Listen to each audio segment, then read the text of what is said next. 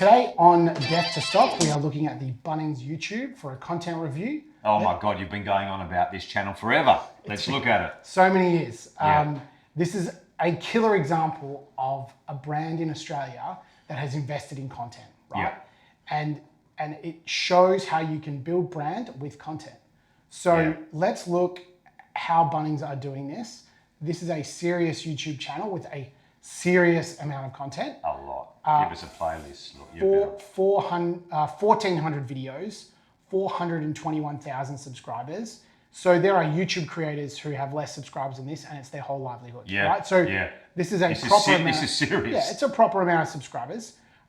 Let's look at their playlists and see how they've approached the content overall. Yeah. It's all about the how-to content, and this is tried and true. Yeah. Right? I mean, you can go right back to all the cooking shows. Every cooking show is a how-to. Sure. The painter guy with the afro. Bob, who's that guy? Bob Ross. Bob Ross. Yeah. How to paint, right? Yeah. This is not a new idea. No. Right? No. And there are magazines going back 150 years to the printing press that are just showing you how to do things. Yeah. Right? And on the surface, what it is it's a gift from you to your audience. I'm going to show you how to do something. Yep. Right? Now, the beauty of it for Bunnings, as well as it works on other levels, it's engaging an audience, but of course they're showing you how to use the product that they have in aisle 57, Correct. shelf 5 on the right. So it's working on multiple levels. Correct.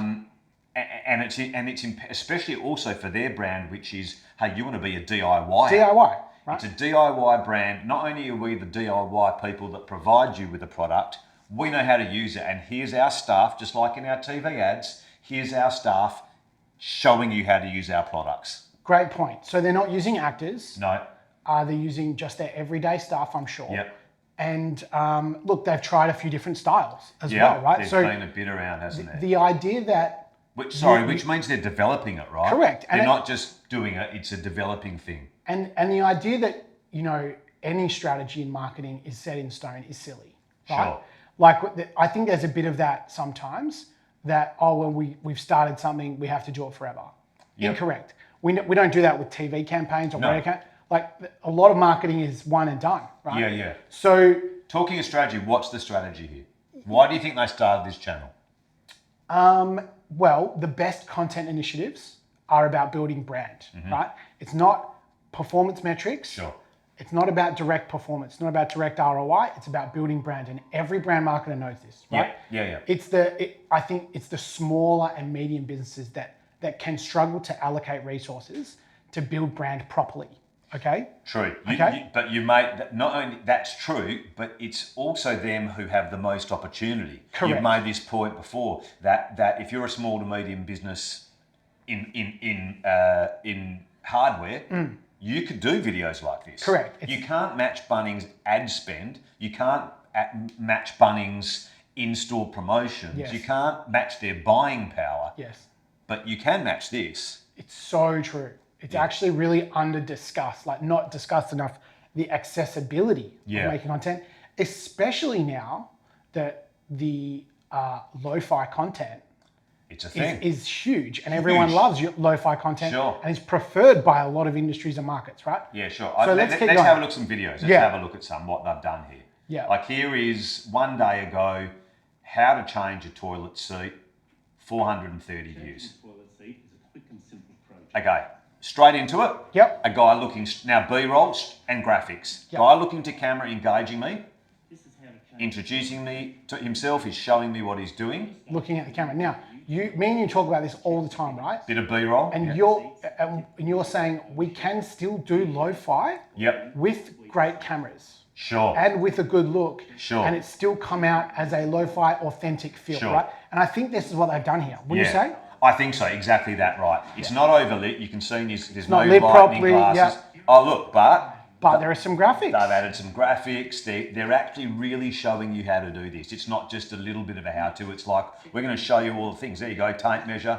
So this is B-roll again. Yeah. So They've spent some time. It has a feel Yeah. of lo-fi. Yeah. But there's a lot of hi-fi elements to it, right? Yeah. What it is it's handheld and lo-fi, but they've made sure the audio's good, it's in focus, the lighting's good, without going over the top, right? Yes. They've kept the production value lo-fi, but good lo-fi. Which matches their ads Yeah. and their whole brand. Correct. Right? Correct. So let's look at another couple of styles, right? Okay. So this was one of, first of all, this is one of my ones I wanted to talk to you about because Yeah. it's got 1.7 million views. Yeah. Been up for 5 years. Yeah. What's really interesting about this one for me is it's a 2-minute video, right? So it's not really showing you how to do your decking.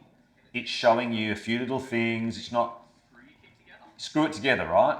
Yes. Now that's not enough detail for someone who's never done it before. Yes. Right? What happens if it misaligns? What happens if your screw doesn't go through properly? So this is an overview. But what I found interesting about this one is that they've then got a link off, which straight takes you to the Bunnings website. Yeah. Which has now got a more detailed look at all the things you need. Linked, so every product is linked. Correct. A better look at everything. Better, yeah. And it gets to our discussion about customer journeys. Yes. And how a lot of the time, there's a lot of people that are thinking too linearly. Yeah.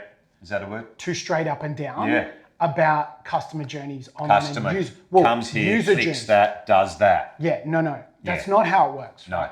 It's not a shop.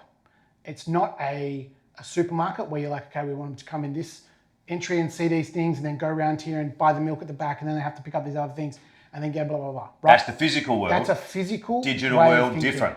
Digital, completely different, Yeah. right? And but we even think, oh, well, and it's probably a marketing thing as well, of like, well, they heard our ad on the radio, then they come into the restaurant. No, Yeah. no, Yeah. right? So same discussion, right? Sure. And often we say the job of content, first of all, brand building is an always on activity, right? So you're building your brand, you're doing stuff all the time. Building an audience around being the DIY people and having the know-how is a great thing for brand, right? Building a brand, always on. Correct. But also, what this is really interesting for these guys is and I don't know if they do this, they should, but at the same time that you have got a special on toilet seats, right, or you've got a great buy on them or whatever, Yes. and you're doing an ad or they're featuring in your TV ad or your press ad, you should have the how to change your toilet seat content up. People see your ad and have a look and go, oh shit, I wonder if I can change a toilet seat. Go on, have a look. Looks pretty simple. I think I can do it. You've supported the campaign with that campaign aligned material, the campaign aligned content that exists for its own right in content for always on brand building, but also adds to a campaign. And we've spoken about that before, that for small businesses or medium businesses who've got a limited amount of money to spend on marketing, when you're spending your biggest chunk of it on a campaign, that is the time to make sure you're capitalizing on that. The idea that you don't already have a piece of content telling the user how to use your thing before you spend $100 grand on a TV campaign. Yeah, crazy. That's crazy. Crazy. That's crazy. Crazy. So yeah, we're really in it, and so we make these connections just so it makes sense to us straight away. Yep. But yeah, the content aspect of building a brand is a new approach. Yeah, let me ask you this. We've had a look at a number of different styles, right? So play this one. Let's have a look at this style. It's a kind of stop motion-y thing. Yeah. It started with how to remove headless nails. Yeah, and it's got the... There's no voiceover, there's no text, there's no nothing. Yeah. Right? Now, how old is that? This one is 7 years ago. Okay, so there you go. They've moved on from this, right? Yeah. That was their cheapest, quickest, easiest way to do it, and they were giving it a go. And why do you think they moved on from this? It's not engaging. It's not, one, there's not enough detail in there to show you how to actually do it. Okay. And two, it's not building their brand of we're the people with the DIY knowledge, because it is and it's not. It's demonstrating it, but it's not giving you as much as they could with someone talking.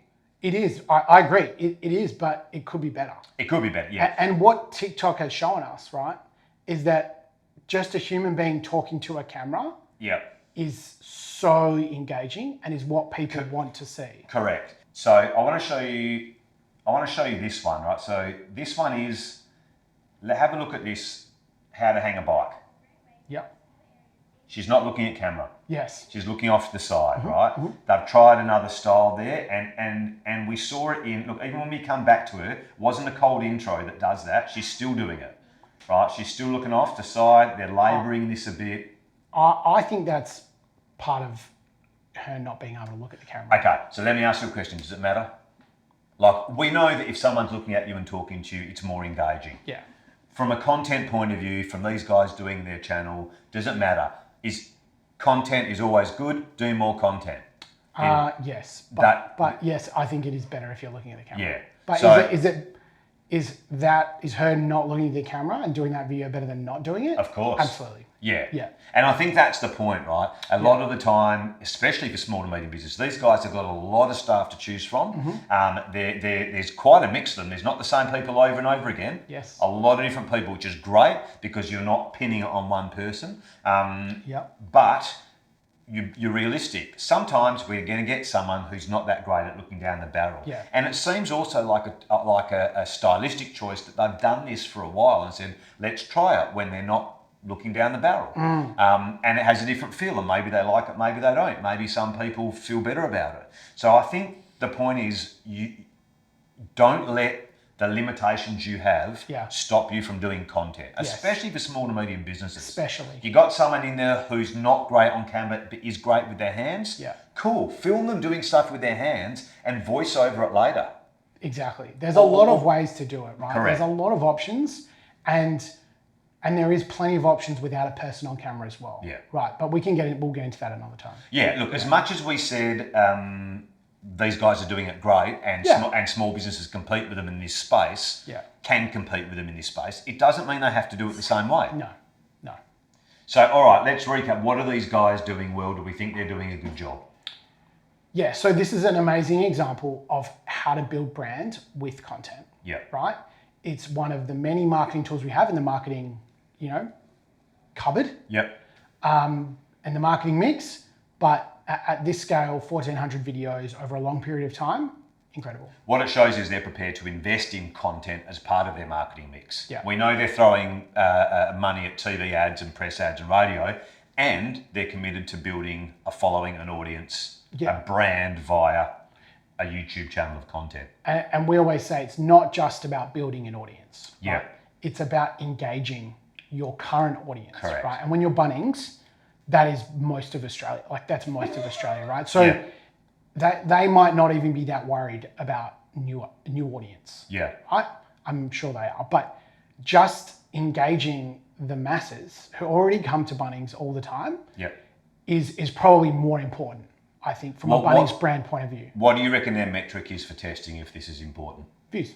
It's just views? They're just looking at views. Yep. Yep. But again, that's not always the case as well, right? So it's not always about volume, right? If you're, let's say they did a super niche video on one of their very specific products, but it costs $1,000, right? Yeah.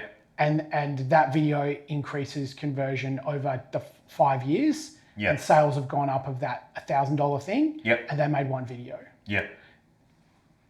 So it's not always about volume, but no, and it's not necessarily about conversion. No. Or your example was 5 years. It wasn't like next month. Correct. Right? It's Correct. You're building the brand that you have this tool. Yes. This $1,000 tool, you've got it. Yes, exactly. Yeah, interesting. All right, well done, Bunnings, and death to stock. Death to stock.